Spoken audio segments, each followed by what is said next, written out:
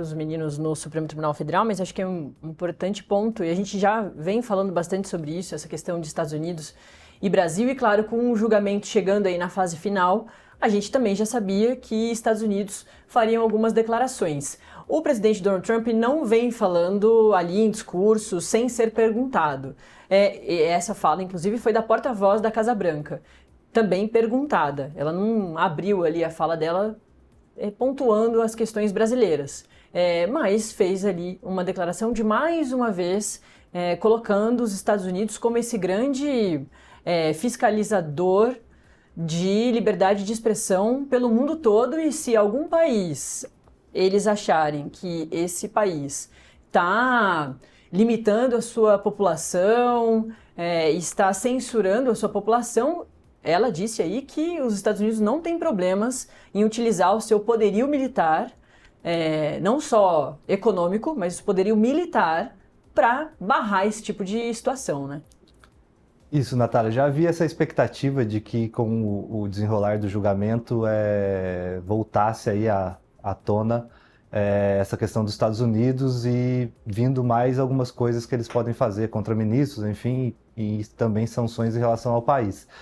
A fala de ontem da porta-voz da Casa Branca vai um pouco além, né? Fala de poderio militar, depois também houve um tweet ali de uma página relacionada ao governo dos Estados Unidos, também sobre o mesmo tema, citando o ministro Alexandre de Moraes.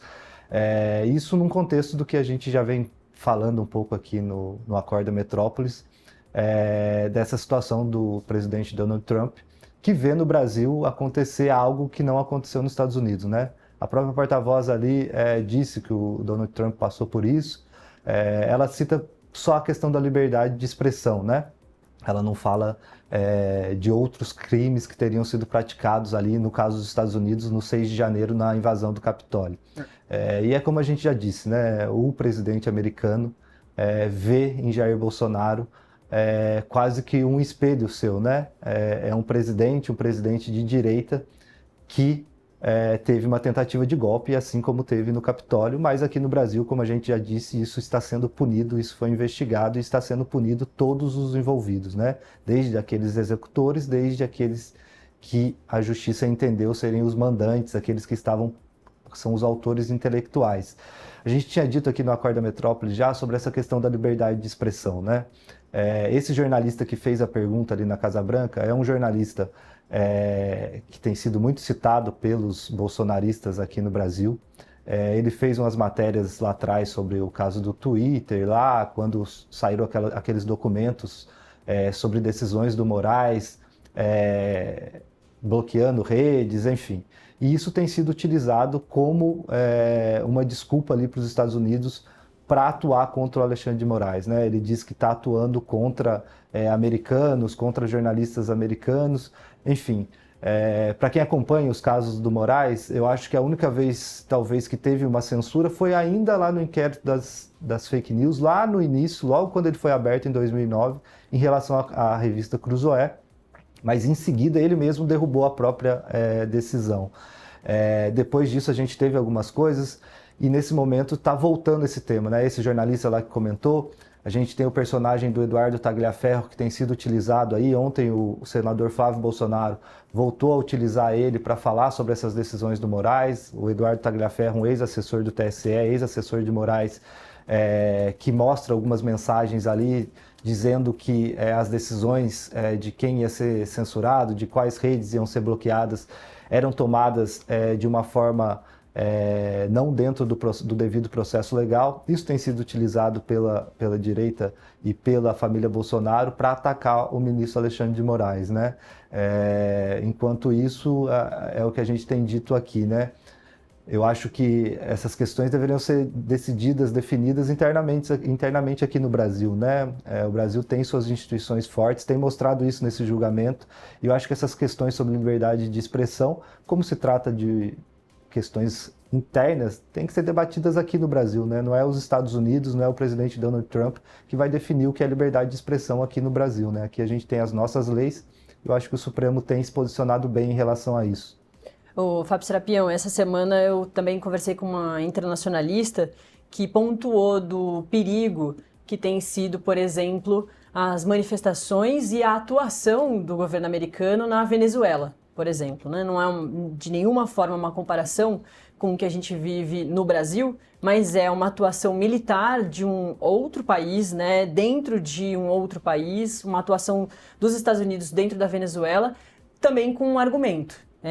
Ali no caso, um argumento sobre cartel, né? Para destruir um cartel ali de drogas. A gente já viu isso acontecendo na América Latina, num passado com Pablo Escobar, Colômbia. Então é uma questão, a justificativa ali em relação à Venezuela agora também é sobre drogas, mas que a gente deve sempre ficar muito atento, porque mais uma vez, Estados Unidos se aproximando da América Latina com uma atuação militar. E ontem a gente teve essas declarações sobre poderio militar, né, podendo utilizar o poderio militar aqui no nosso país, se eles entenderem que a liberdade de expressão está sendo ameaçada. Eu queria chamar de volta os nossos colegas que estão lá no Supremo Tribunal Federal, a Marília Ribeiro e o Gabriel Bus, nosso coordenador de política. Eles daqui a pouquinho voltam aqui. Aí, pronto. Porque muita gente está perguntando pra gente aqui no chat, pessoal, que horas que começa o julgamento. Eu já lembro que é daqui 40 minutos, porque às 9 horas da manhã eles têm atrasado um pouquinho, mas daqui a pouco começa, e os dois aí que estão dividindo tela comigo e com o Fábio Serapião vão trazer todos esses detalhes de como será o rito de hoje. Aí, antes, eu queria reforçar o abraço pro pessoal do chat, o Fábio Serapião. Tem gente perguntando, cadê o sotaque de Andradas de Fábio Serapião? Estão falando que tá muito disfarçado, viu, Serapião?